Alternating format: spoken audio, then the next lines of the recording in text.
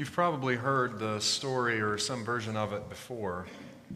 A scholar is passing through a village where there lives a great Taoist master. The scholar wants to learn from the master and so makes an appointment to visit the master's humble home. Upon entering the small adobe structure and being seated, the scholar becomes student, is served tea by the host. As the master begins slowly to pour the tea, the scholar begins to pontificate about the Tao. Sharing lots of deeply held and very important sounding opinions, it's clear that this scholar is very smart.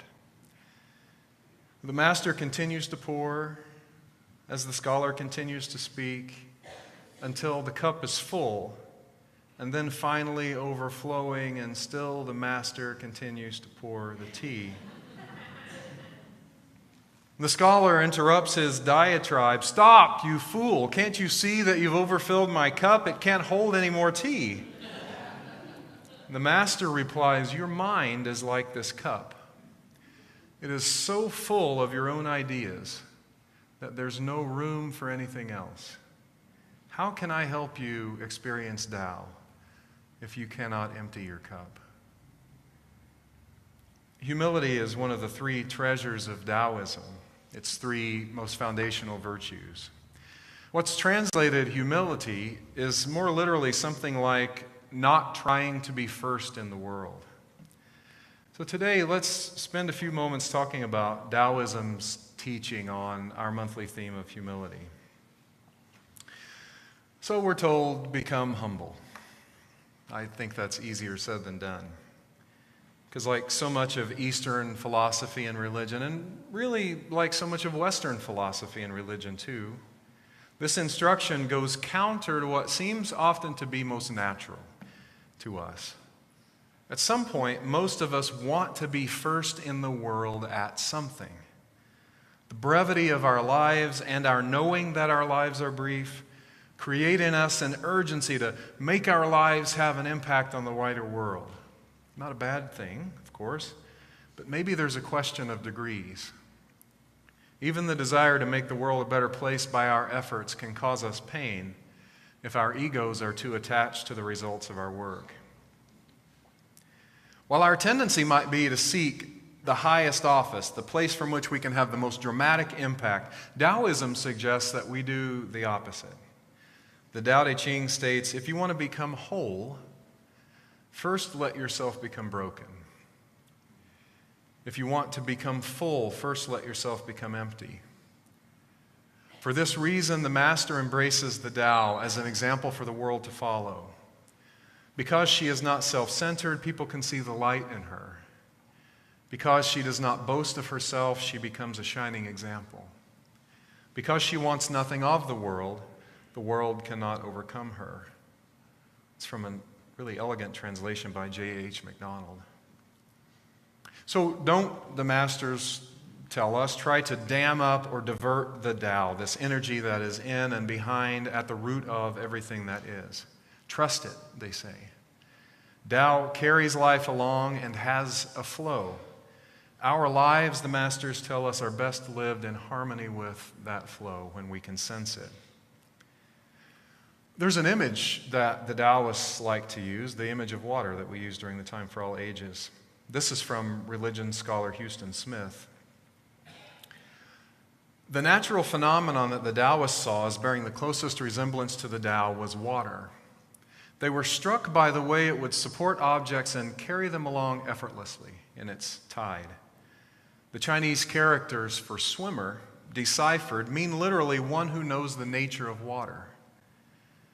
Similarly, one who understands the basic life force knows that it will sustain one if one stops thrashing and flailing and trusts oneself to its support. To that point, the Tao Te Ching asks, do you have the patience to wait until your mud settles and the water is clear? Can you remain unmoving till the right action arises by itself? So we're challenged to wait, to still ourselves, to have faith that life will guide us where we need to be, and to avoid acting quickly and out of ego.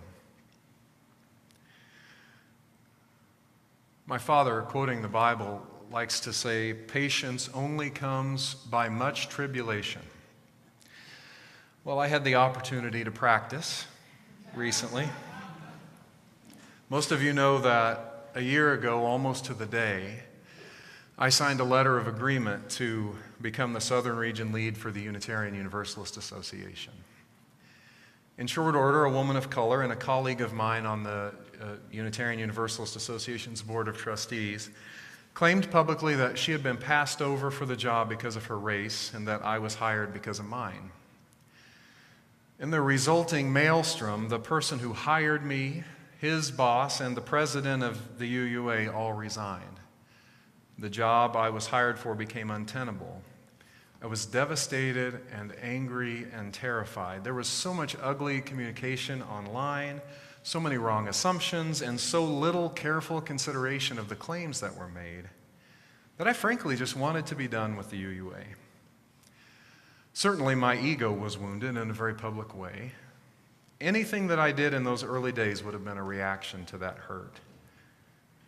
But I knew myself well enough not to trust that initial impulse completely, to give it some time. When a trusted colleague who was helping me process it all used the Taoist language of letting the mud settle, I found a metaphor that was tremendously helpful to me. It reminded me of the little creek down by my grandparents' house.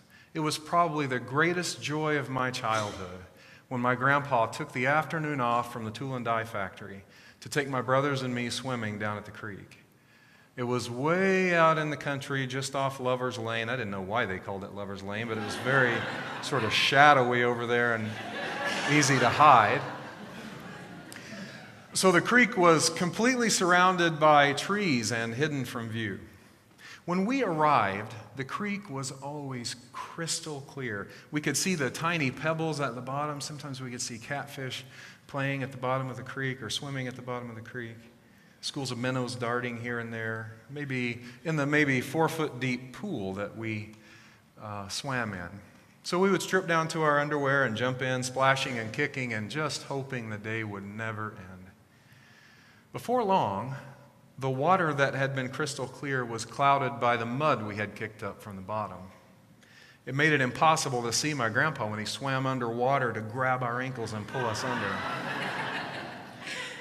All our motion, all our moving had stirred up the water. Sometimes we would take a break. We'd get out and play along the bank, catching crawdads or whatever. And we could observe the water slowly clearing, the mud settling again. Nothing but time, nothing but waiting could make that happen. It seemed in the early days of my experience with the Southern Region job that nothing but waiting would help. There were days in which I decided, same 24-hour period, both that I was leaving ministry and that I was staying for sure. And my poor, wonderful wife, Heather, had to endure all that. I would come to her with a declaration and she would say, okay. She would pretend she didn't know that I would have another one that same day. The mud just wouldn't settle. I worked with a coach and a therapist and still the water wouldn't clear. The right action seemed to refuse to arise. But after long enough really trying to practice stillness, I noticed something. I'd been looking around at other careers to aim for over the next few years. But I was looking at careers that contained some aspect of ministry. Public speaking, or something with organizing, or maybe like an executive director position. Finally, the mud did begin to settle, and I came to see that I was looking for what I'm already doing. I was looking for a new career out of anger. I was considering cutting off my nose to spite somebody else's face. The right action for me was to deepen my commitment to ministry, to really dig into what I love and to discern more fully what I love about it, not to abandon it out of my strong and honestly ongoing disagreement with the way the UUA handled this incident. It took me a lot of months to get there, and I'm there 98% of the days now. But contrary to one common misconception of Taoism's instruction, I wasn't waiting inactively during that time. I turned inward, reflected on who I was and what I wanted, where the flow of the river was heading, and finally the mud began to settle. The right action became clear. My ego almost led me to do something I shouldn't have done. There are some who say that all this talk of stillness and waiting, of quiet rather than loud strength, won't change anything. They point to the civil rights movement as an example, to the marches across Edmund Pettus Bridge in Selma and the resulting civil rights accomplishments, the beatings and biting dogs that held up a mirror to the country of its brutality to people of color. But I have a friend who likes to say that we've learned the wrong lessons from the civil rights movement. And I think he's at least partly right. We seem to have learned that marches will fix things. And friends, they're very important. I believe in the power of people gathered in the streets, and I'll be there in the streets myself on March 24th with my family to speak out against gun violence. I know I'll join many of you there downtown. But did you know that it wasn't those preachers, Dr. King and the other men who led the marches, who really made the big change? They came in after the mud had settled, after the water had cleared enough to know that the march was the right action. It was African American women who frankly did the hard work. They were in Selma and Birmingham and Little Rock for years, organizing and working with local people, doing the truly mundane work sometimes of listening and loving and agitating when the time was right, before all those preachers came and did the public action. Quietly, slowly, for decades, women like Fannie Lou Hamer, Septima Clark, hundreds and hundreds of others made it possible for the work to take place when the time was right. They were like dripping water on a stone. As the Tao Te Ching says, nothing in the world is as soft and yielding as water, yet for dissolving the hard and inflexible, nothing can surpass it. The soft overcomes the hard. The gentle overcomes the rigid. Everyone knows this is true, but few can put it into practice. Water overcomes, but not in the way we might expect, again from the Tao. The supreme good is like water, which nourishes all things without trying to. It is content with the low places that people disdain. Thus it is like the Tao. All streams flow to the sea because it is lower than they are. Humility gives it its power. If you want to govern the people, you must place yourself below them. If you want to lead the people, you must learn how to follow them. If you want to become whole, first become broken. First be still enough to take the world as it is, not to rush to make it the way you would have it be. Do not first become insistent or strident, angry or resolute, the masters tell us. First, become broken. This is the essence of humility. It doesn't mean we're weak. The Tao Te Ching instructs the person who, conscious of being strong, is content to be weak, shall be the paragon of humankind. Being the paragon of humankind, virtue will never desert them. Not weakness, but stillness and focus until the time for right action arises. This kind of living speaks of integrity and faith that things will resolve, that things will arise. Taking the time to really make sure our actions and our principles and the flow of the Tao are in sync helps us live out of who we really are at the core of ourselves, instead of running mindlessly from action to action. Muddy water clears only when it's allowed to sit in stillness. Integrity, when our deepest truths match our actions, is much the same. And as we quiet ourselves and wait, we can have faith in the Tao's or the universe's provision. Right action does eventually arise. So let us be as powerful as water, slowly eroding even the greatest of rocks, patient and wise with integrity. First, let us become broken. Amen.